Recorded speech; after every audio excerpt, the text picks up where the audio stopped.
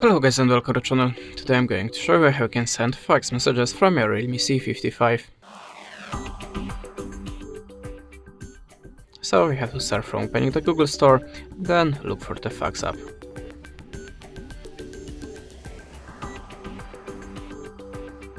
Now choose one of them. I am using the EasyFax.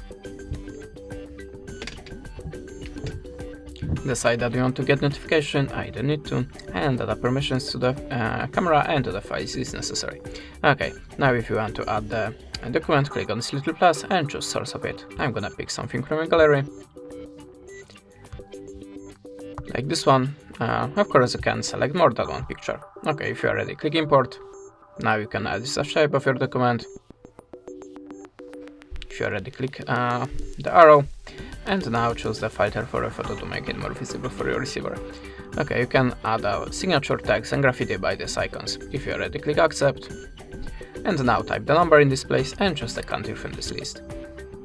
You can give a small note here. If you want to add more documents, click on this little plus and do it like before. If you want to send only this one, click on this button, buy your credits, and that's it. Thanks for the watching, leave us a subscribe or a comment, and goodbye.